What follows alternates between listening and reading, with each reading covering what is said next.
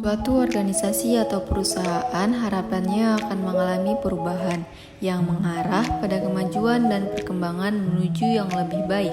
Setiap perusahaan akan berusaha meningkatkan dan mengembangkan perusahaan dengan mengadakan berbagai kegiatan guna meningkatkan kinerja para karyawan.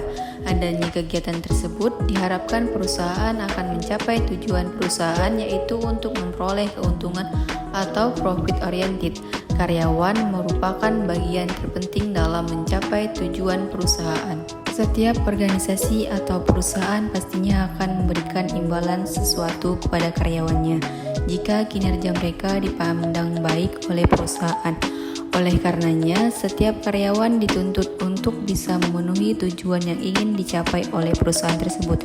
Di sini terdapat hubungan timbal balik antara organisasi atau perusahaan terhadap karyawannya. Salah satu cara manajer untuk meningkatkan produktivitas kerja, kepuasan kerja, dan motivasi kerja adalah dengan memberikan kompensasi. Jika dikelola dengan baik, kompensasi dapat membantu perusahaan untuk mencapai tujuan dan memelihara dan menjaga karyawan dengan baik. Sebaliknya, tanpa kompensasi yang cukup, karyawan yang ada sangat mungkin untuk meninggalkan perusahaan, dan untuk melakukan penempatan kembali tidaklah mudah. Perlu menyeleksi dan memberikan pelatihan kembali, dan itu memerlukan waktu yang cukup lama.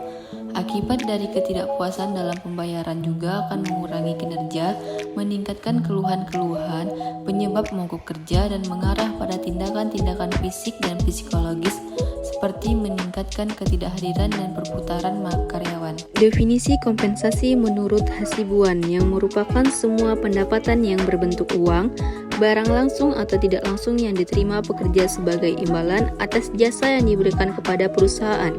Kompensasi terdiri dari dua bentuk, yaitu kompensasi finansial dan non-finansial. Kompensasi finansial terdiri dari kompensasi langsung dan tidak langsung. Kompensasi finansial langsung terdiri dari pembayaran karyawan dalam upah, gaji, bonus, atau komisi. Kompensasi tidak langsung atau benefit terdiri dari semua pembayaran yang tidak tercakup dalam kompensasi finansial langsung, yang meliputi liburan, berbagai macam asuransi, jasa seperti perawatan anak atau kepedulian keagamaan, dan sebagainya.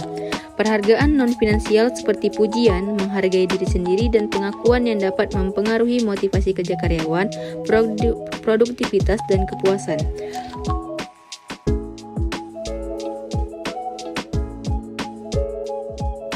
Kompensasi juga merupakan salah satu strategi efektif bagi suatu perusahaan guna meningkatkan prestasi kerja, motivasi, serta kepuasan kerja pekerja. Sistem kompensasi yang baik akan mampu memberikan kepuasan bagi pekerja dan memungkinkan perusahaan memperoleh, memperkerjakan, dan mempertahankan pekerjaan.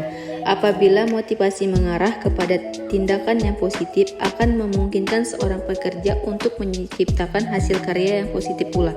Sebaliknya, bila mana motivasi melahirkan energi yang negatif, maka hal ini akan mendorong pegawai yang bersangkutan untuk menghasilkan kinerja yang negatif pula.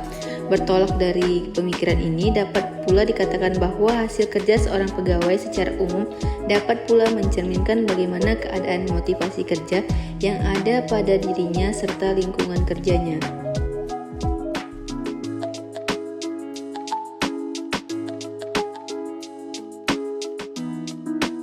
Adapun tujuan kompensasi adalah untuk membantu organisasi mencapai keberhasilan strategis sambil memastikan keadilan internal dan eksternal.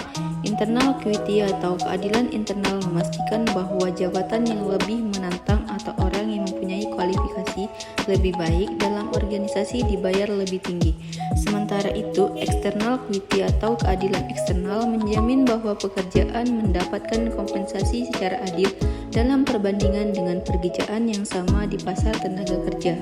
Tujuan kompensasi menurut Handoko yang pertama memperoleh SDM yang berkualitas, yang kedua mempertahankan para pekerja, yang ketiga menjamin keadilan, yang keempat perubahan sikap dan perilaku, yang kelima efisiensi biaya, yang keenam memenuhi peraturan-peraturan legal. Selain kompensasi dalam konvensional, ada pula kompensasi dalam Islam.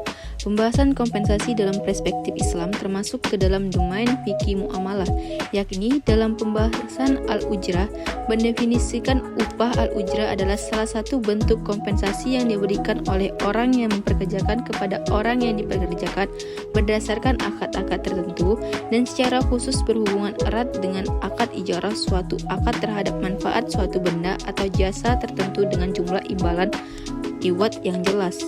Tentang kompensasi, Islam memiliki konsep yang lebih komprehensif sebab kompensasi dalam konsep Islam tidak terbatas hanya berupa imbalan material duniawi seperti gaji, upah, atau harta kekayaan.